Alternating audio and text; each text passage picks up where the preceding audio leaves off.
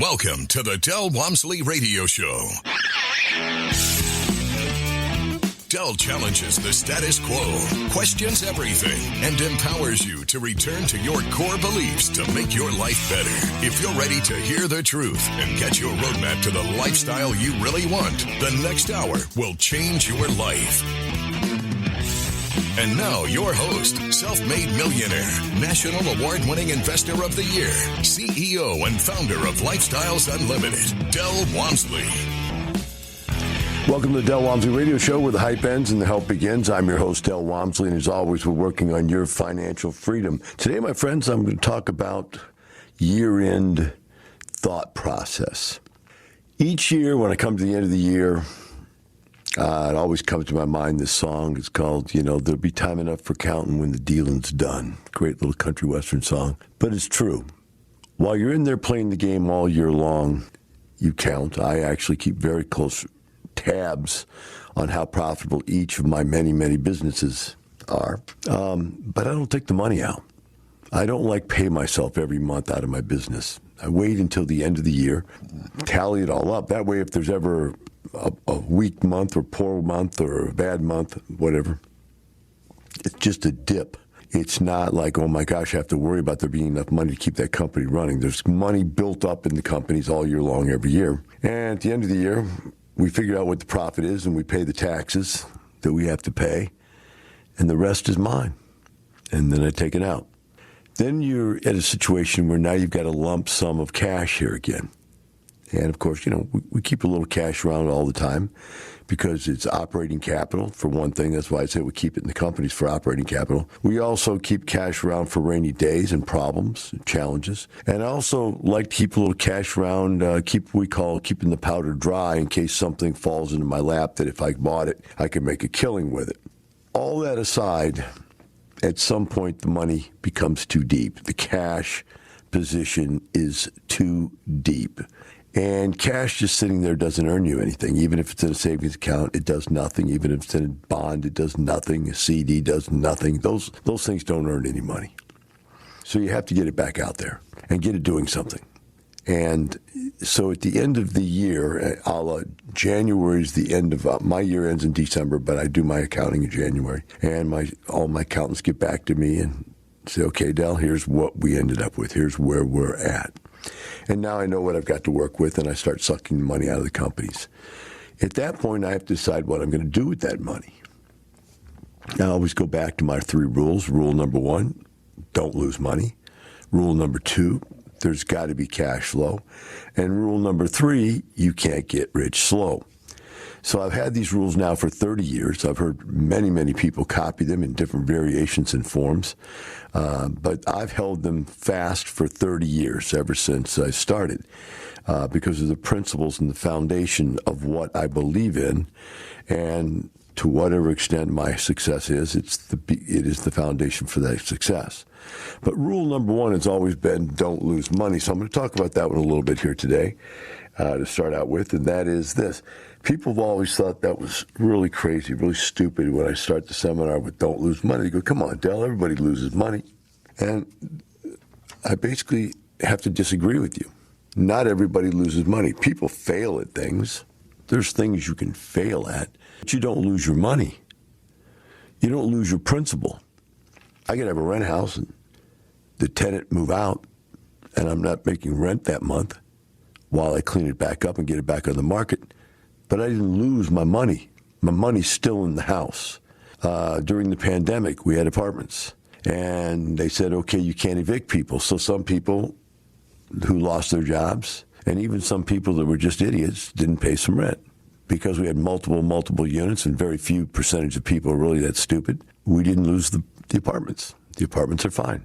So when you say don't lose your money, we're really saying don't lose your invested capital. Will Rogers, which is a great Texas poet, once said, don't talk to me about the return on my investment until you talk to me about the return of my investment. How do I get my money back? I want my money. And so I started thinking about it this morning, going I guess I've always believed, because what I've done was real estate, and real estate's really hard to lose money in. You have to really do it improperly to lose money in real estate. Why? Because you have this big old physical asset. that's not going anywhere. And if it burns down or gets blown down by a storm, you've got insurance to protect it. So the asset's really hard to get rid of. You have to let it waste away, and it usually takes a good 10 or 20 years for it to waste away and not be worth much. And that means you're a slumlord because you let it waste away, waste being wear out type of a deal. So it's really hard to lose money in real estate in that term of losing your invested capital. Real estate also tends to go up in value. Very infrequently does real estate ever go down in value. I've seen it happen. 2008, real estate went down in value, which I loved because the real estate I owned, although it went down in value, I had bought it for $10,000 a door. It was up to about $40,000 a door, and it went back down to about $30,000 a door. Solution, I didn't sell. What did I do? I bought other real estate, 50 cents on the dollar. Got rich, probably one of my best years ever, 2008, 2009. A lot of people got wiped out in 2008, 2009. It was, I think I tripled my net worth that year, those 2 years. So it was a good time for me because my real estate might have gone down in value, but I didn't feel it. My income didn't go down at all. But if my value of my real estate went down, I didn't feel that either because I didn't sell it during that period of time. I bought other people who were in distress because they couldn't pay their bills, because they weren't set up right. They had too much debt, et cetera, et cetera. So I started thinking to myself, okay, where am I going to put my money at? And, the first thing I think of is, okay, what is safe? And second thing I think of, does it have cash flow? Those are the two things. And then the third one, the third variable is, do they go up in value? Is there capital gains?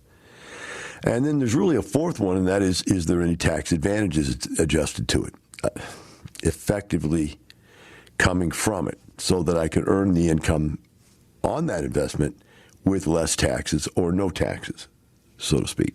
And so when I looked at the possibilities out there, I'd say, okay, I need some investments that will earn me a lot of cash. And right now I'm just killing it with grocery stores, so I went out and put offers on 4 more grocery stores, effectively increasing my income by about $40,000 a month immediately upon those deals. And I'm now up to about 11. That will bring me up to 11 grocery stores, which would be about $1.2 million a year in income from grocery stores. And that's just the grocery stores. Now, the grocery stores are commercial real estate, so they depreciate. They don't depreciate as well as apartments do, but they do depreciate, so there is some tax advantage to that. And do they go up in value? Yes. During the last year or two that I bought them, they've gone up from cap rates, have gone up 1 or 2 points. The cap rates have gone down 1 or 2 points, which means that they've gone up about 20 or 30% in value in just a year or two, and maybe even more than that, about 30%. So it's a situation where they fit all the buttons, but they don't have massive depreciation. So I also put an offer on 2 apartment complexes. Each of them make me about $50,000 a month in income, but each of them has massive depreciation, enough where you have so much depreciation you'd cover the income of the property and another $500,000 to $1 million worth of write-offs up and above the cash flow of the property. So they're very much a tax hedge. And apartments are going up in value radically. I bought an apartment, Class A apartment, in one part of town here in Houston. Bought it 3 years ago, and I paid, I think it was $22,000 a door. And the one right now, it's worth $32,000 a door. So it's gone up $10,000 a door. That's quite a bit, guys. It's quite a bit. It's a tremendous increase in value. Not to mention the cash flow for those 3 years. We didn't count that into that gain, but it's just the capital gain part of it. And the depreciation was unbelievable, especially after Trump passed that new special tax law where you could heavily accelerate depreciation on this stuff if you put it in service at the right time, which just happened to be when Trump was there at the time I was buying this property. So it just clicked. I mean, it was just a beautiful deal. So when we come back, we'll talk about what we're going to do now and what we shouldn't do now. Now, from the files of Del Walmsley. 20% of the activities you do in life produce 80% of your results. That's his efficiency ratio.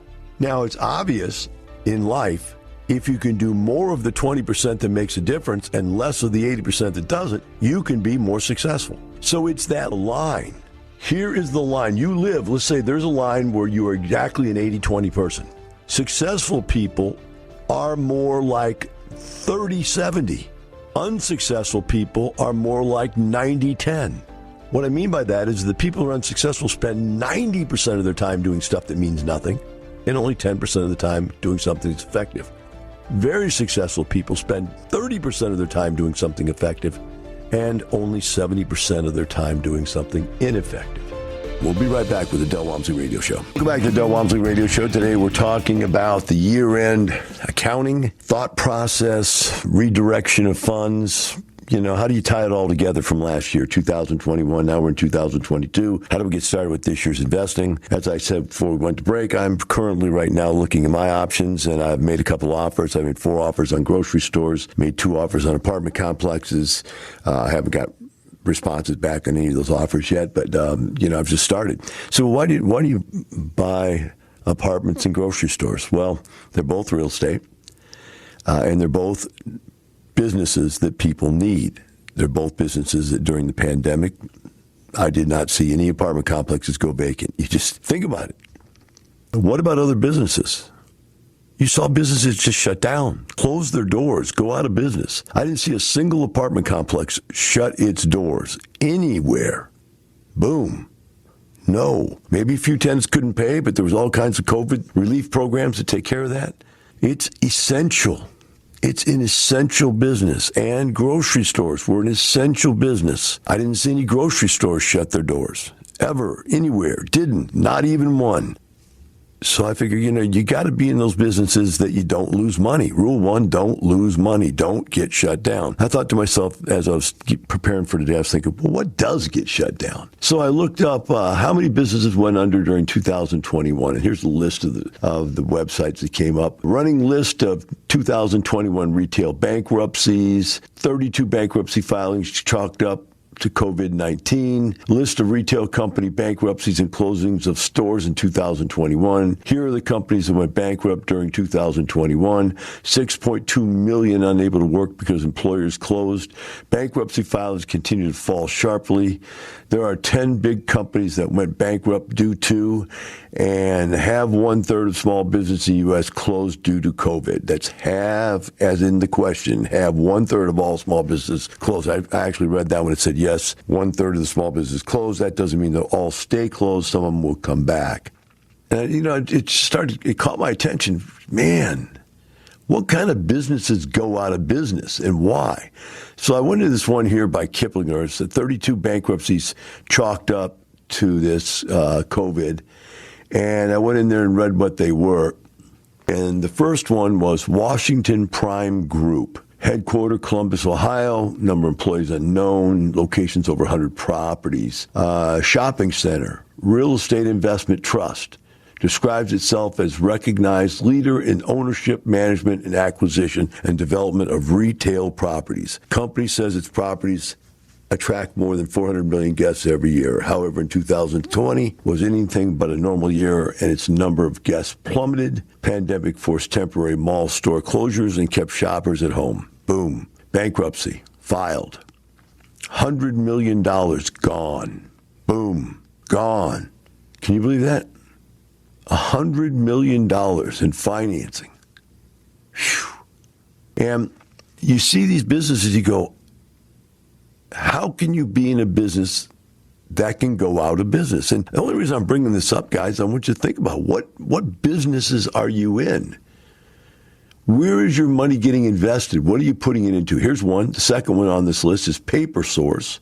Headquarters in Chicago, Illinois. Employees 1,700 employees. Location 158 stores. Date filed March 2nd, 2021. It was founded in 1983. Sells greeting cards, invitations, gift wrap paper, craft supplies, and related products. Most of its stores were forced to temporarily close during the pandemic, putting the squeeze on the retailer. The company reportedly sought rent breaks from landlords and stretched the payment terms with vendors. However, with more than $100 million in debt and $36 million in annual lease costs, Paper Source was forced to Chapter 11, bankruptcy protection. So, by the way, when you read all these, it was common across all of these. There was too much debt and too much overhead. So all these businesses that had these big boxes, big offices, and I found during the pandemic, the thing that we did is that we just stopped using our offices. In fact, We had come up to the point where some of our leases were due, and we said, you know what, let's cut our leases in half or get rid of them completely, because we can do business without office space. We need seminar room space where we can have our seminars, but we don't really need offices. People can work from home for offices. So you can see this commonality here, but let's go on. There's more of them here that is common. Here's one, my favorite, Cici's Pizza. I love Cici's Pizza when my daughter was a kid. It's a buffet place. But most pizza places thrived during the pandemic. Why? Because home delivery. And they just rocked it, grew their business during the pandemic. But Cici's is a buffet where you have to go to and where you have a sneeze chart or plastic sneeze thing over the top of the pizza, and everybody's handling the pizza with their hands and stuff. Just, a COVID stir pot of infection. So Cici's, from Texas, it says Copeland, Texas, no 318 number of locations. Many pizza chains thrived during the pandemic. Pizza was always a popular takeout option. With pizza chains already specializing in delivery, they were perfectly positioned for this. But Cici's different. Texas-based chain is a buffet restaurant, while sit-down restaurants struggled. Buffet-style entries were squeezed to the point they had no recovery. So another talk about here, they filed for Chapter 11, carrying between $50 million and $100 million in liabilities. Again, how did these companies get up to $100 million in liabilities? I just don't understand that. They're spending and spending and spending and spending and spending. The next one is Christopher and Banks. It's a clothing store out of Minnesota, 3,000 employees, 400 locations. The clothing company entered into Chapter 11 bankruptcy between January 14th, a result of financial distress resulting from pandemic and its ongoing impact. Unable to find a buyer, the company said in January that it planned to close 400 stores. Whew. 400 stores gone. Unbelievable. And I'm just looking at this stuff, and it's blowing my mind, guys. I'm just looking at it. It's blowing my mind. We got other ones here. Of FC Holdings, which is another clothing store out of Houston, Texas. They're losing 700 locations. Guitar Center, one of my favorite stores of all time, sells instruments. I used to go in and buy guitars. They're closing down 269 stores. CBL Associates, I don't even know what that is. Looks like handbags and women's clothes. Friendly's Restaurants, right? It's going out of business. Here's one, Century 21. Man, you just hear this, you go like, man, Steinmart in every corner. How many stores they got? 279 locations. That's not that many. So you see what I mean? These businesses, they're name brand businesses. Boom, gone. Now intel from the files of Del Walmsley. I got back into real estate about 1997, 98. It was the first year I ever bought a house. And I bought a 3-bedroom, 2-bath, 2-car garage house for $25,000. I didn't pay $25,000 for the house. I put $2,000 down out of my pocket to buy the house. It was 10% down, which was $2,500, $500 to closing costs, which was $3,000. But the tenant, before I moved in, the broker had leased the house, and he gave me at closing a check for $500 for the rent plus $500 for the security deposit. So I had $1,000. I only brought $2,000 to the table. Now, that house today is worth in excess of $150,000. We'll be right back with the Del Walmsley Radio Show. Welcome back to the Del Walmsley Radio Show. Today we're talking about wrapping up the year end and figuring out what you're going to do with the profits. It's time enough for counting when the dealing's done. Well, the dealing's done, the counting's done, and the money's in the bank. And it's time to figure out what to do with it. And you start looking at your options. Now, I already shared with you my options. I've made some offers on some apartment complexes, made some offers on some grocery stores. So I've already taken my steps, but also shared with you looking at other businesses and thinking, because, when you get in the realm of commercial real estate, there's lots of stuff out there that you can choose from to buy and own. But some of that stuff's risky. Well, let's put it, all of it's risky to some extent. Some of it's much more risky than other stuff to a much greater extent, right? And so we looked around at that, and, you evaluate that risk level and so forth and make a decision on what you're willing to do and what you're not willing to do. But the one thing you can't do is just leave your money sitting there doing nothing. That's the one least beneficial position to be in. You need to get your money out there doing something, right? The next thing we look forward to is cash flow. And I remember sitting there one day and I had I think it was some crazy amount of money, $30 million in cash, I think, was sitting in my bank account. I just sold a couple apartments or something. I had some cash just hanging out. And I just said, you know what? I've got this sitting in a savings account over here at Wells Fargo, and they're paying me like 0.0035 or something like that, 1/3%, I think is what it was. And I said, I wonder if I can do better. Maybe I just put in a short-term CD, and I looked at short-term CDs, and they weren't much better. I looked at long-term CDs. Oh, I can't put in a long-term CD because I'm going to buy something with it pretty soon. I'm going to buy an apartment, and I'm going to need the money. So I can't really lock it up for long-term like that. I just need to park it somewhere for a short period of time while I'm looking. So I got online. I looked at what the highest paying, highest yielding interest payment accounts were, and like high interest savings accounts. And what I noticed as I started to research it was there was some stuff that was as high as 1%.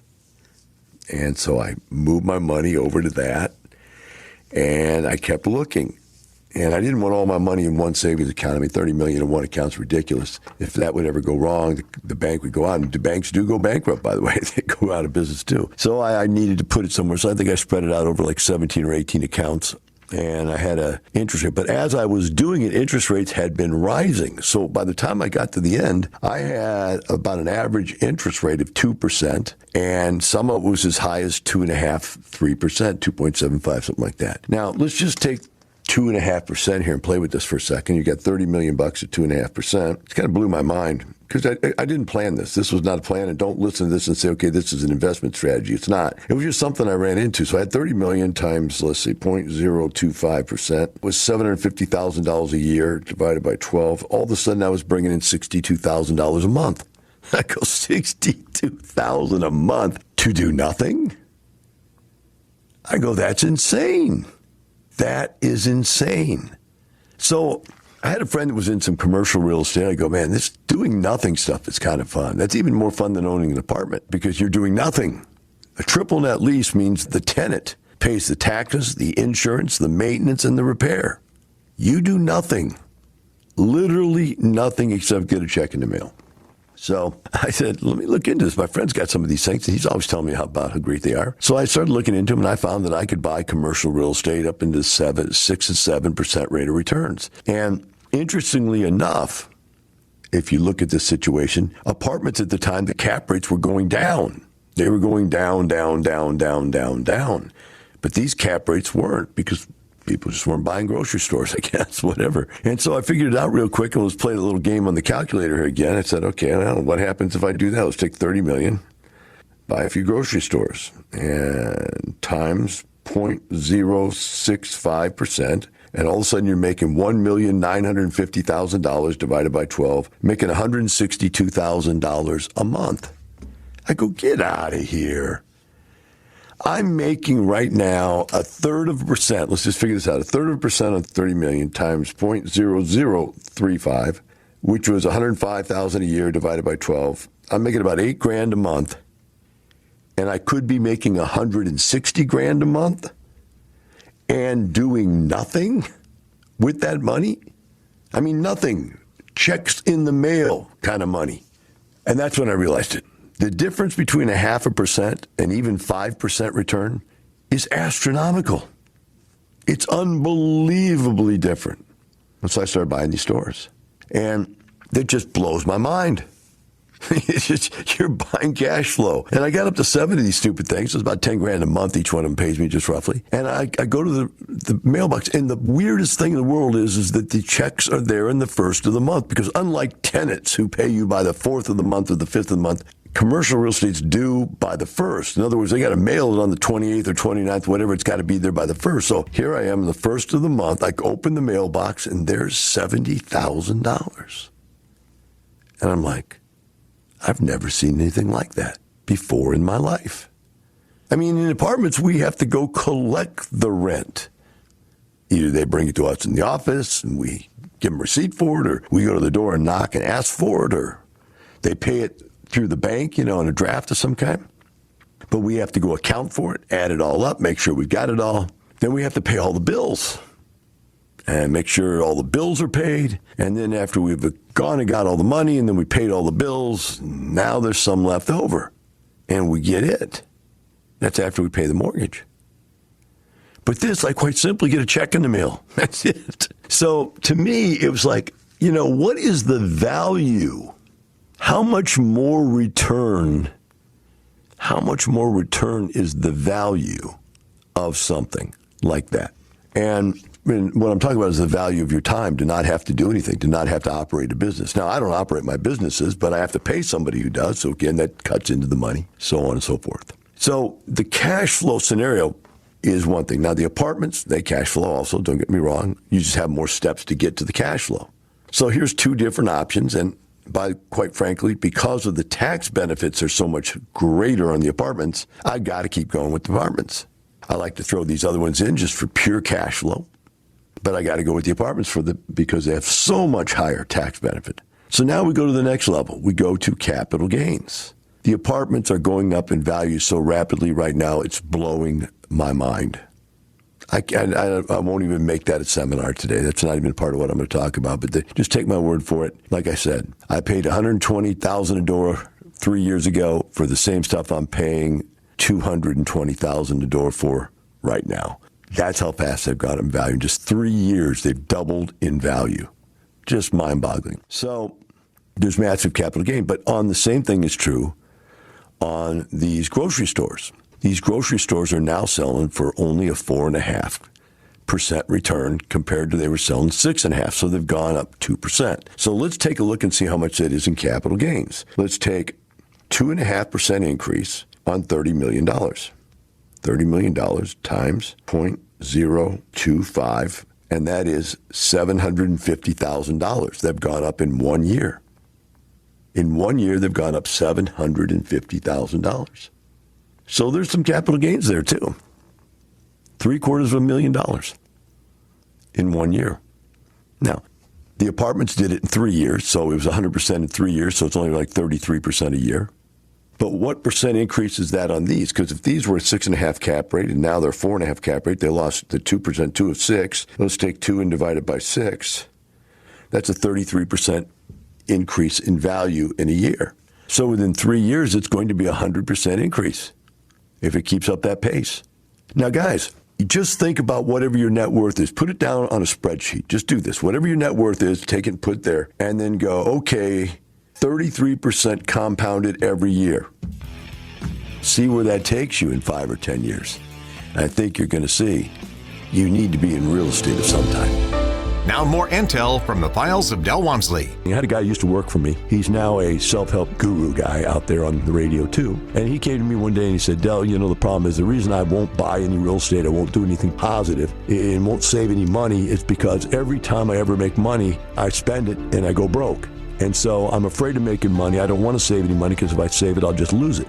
So my idea is spend it on what I want to spend it on, so at least I get to have what I want. I had no argument for that. I mean, if that's the way you feel about life, that kind of belief system is going to lead to failure.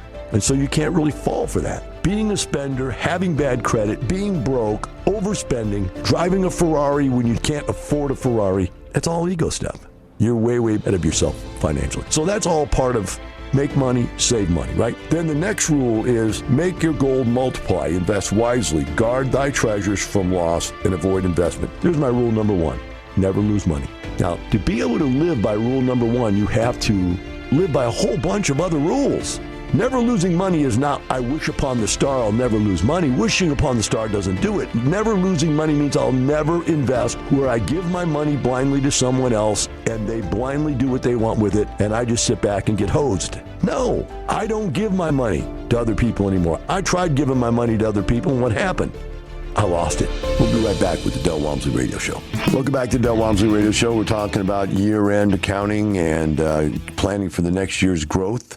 And every year you do have to plan for more growth. And, the cycle you have to keep in mind is that you make your money, you invest your money, you live off a very small portion of your returns. Any money I make in all my businesses stays in the business till the end of the year. I live off distributions, cash flow distributions, and then at the end of the year, take all the profits out of the businesses and buy more businesses with it. basically. So, like right now, I've got a new software company we're starting up. That'll take a while to get going. By the way, while we were at break, I got notice that I got the 4 grocery stores, so I got 4 more grocery stores I got to get bought. That's going to take me a while to get those done because we got to build them. They're brand new. You build them from the ground up. We've got the expansion of my old businesses. Lifestyles as a consulting and mentoring and education program is growing rapidly. We're growing all over the country with that. Real estate companies, we started 4 new real estate sales firms last year in different cities, and we'll start a few more this year around the country, filling in so that our members have places they can buy real estate in different parts of the country through us, help them buy investment properties. That's all growing. So all of my companies that I have, we try to grow, and then we start new ones, and then we buy more real estate deals. And you just keep growing and growing and growing. But the oddball thing about that is that each year you make more money than you made the last year. And that happens for the rest of your life. Every year for the rest of your life, you make more money than you made the year before. Now, if you tie that to my system of when I first started, I only lived on 50% of what I made, so I invested the other 50% of what I took home. And then when I got to where I was making over $100,000 a year in passive income, I started living on only a tenth of the passive income and my earned income. And then I got off of my earned income completely. And, I got to where now I'm probably living off a tenth of everything I earn altogether, all the way around. Maybe even less. But each year since I make more, that 1/10 is a larger number. And so we have the ability to expand our cost of living if we want to. Sometimes it's weird because you get yourself into these little freaky conditions where you don't spend money. You have a level of which you feel comfortable at. And to break out of that level is out of your comfort zone. And you really have to push yourself out of that comfort zone if you really want to get out of it. But sometimes you just don't really care. Like, for example, I've got 4 nice cars. None of them are super expensive cars, but I got 4 nice cars and 2 trucks and 2 cars. And I love them. And I really don't want anything else. I think my wife wants a more expensive car. I think she wants a Bentley or something like that. And she'll get one eventually. It's just a matter of I don't place a lot of value in that. My house is 16,000 square feet with a 20-car garage. I can't see myself, my wife, and our 6 cats and 1 dog needing a place much bigger than that. It's large enough for all of our family to come visit us in the holidays and have everybody over, so I just don't know why we need anything bigger. Would I buy one? Well, I almost bought a $20 million home. I just loved the house. It was so incredible. Got beat out by the guy that owns like the New York Mets, though. I think he outbid me by $1 million on the deal. I think I bid $19 million. He bid $20 million, or he bid $21 million or something like that. So I didn't get that, and I said, okay, I didn't get it. If I would have got it for the price I was willing to pay for it, I would have bought it. The point I'm making is there's really no need to grow my standard of living if I really don't want it to grow. I don't desire a plane, and I don't really have a business where having a plane is really a wise investment for me. Some businesses, it makes all the sense in the world if you're traveling all over the place. I don't have a key to any business I own. I don't go work in them or on them, so I don't need a plane to get around. I don't like yachts. I mean, they're cool. I mean, it's pretty sometimes when you're out on them, but I don't like to take care of them. Just the maintenance of those things is just unbelievable. It's like not something I get dollar of joy for dollar invested kind of thing. So, you say, well, those are all, you say that because you really can't afford them. Yeah, you're right, because I can't afford them to the level where I can just let somebody else take care of them and me not even think about it. You're right. So I'm not wealthy enough to afford a jet and a yacht and that kind of stuff and 4 houses all around the world. So you're right. That's probably an excuse. But the reality is it's the excuse I'm at right now in my life, and for now I'm comfortable with that. But every year, maybe a year or 2 or 3 down the line, as my businesses keep growing, maybe I'll say, like, I got to throw some of this money away, go buy something like that. Maybe. Don't know. I've never put it down. Because what I don't want to do is limit myself and say I'm not going to be something or do something someday. Because I'm already in a place I never dreamed I could get. And because I never dreamed I could get there, being here is total satiation. And so every year I have to look out at this time of the year and create the new dream. You need a new plan with a new dream that's bigger, that's larger, that's taking you somewhere you want to go. And so I have all kinds of dreams. I have some neat dreams, too. I have some give-back dreams. I have a lot of really neat give-back dreams that I want to give back to society. And, they're my little give-back dreams. And I don't have time to go through them all today, but someday I probably will. And show you what I think is important and how I think I can help other people and give back to society. Besides the fact that I teach people how to retire in 2 to 5 years, that's pretty much of a give back also. But within that, you have to see that you, each year, need to sit down right now. This is the week. This week, you need to create the plan.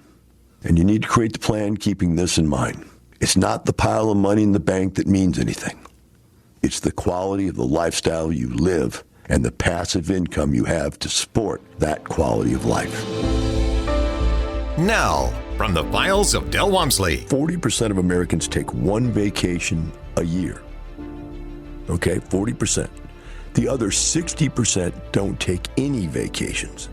Can you imagine that? 60% of Americans don't even take a vacation. We're in Europe. I think there's some city or some places in Europe where they close the entire country down for like a month or two for everybody to take vacation. It's just strange how workaholic we are here in this country. Those vacations are on average not longer than 4 days. So in an entire year, you get 4 days of relaxation, and or that's only 40%. 60% take no vacation at all. Now, within the 40%, there's a 28 percentile of everybody who gets 3 vacations or more a year. Again, the average length of vacation for Americans is about 4 days or less. So even at 3, that's only 12 days off during the entire year out of 360 days. So that seems to me to be a little unbalanced until I thought back about when I worked and I had a job in corporate America. And it just blew my mind. Have a great day. We'll see you tomorrow.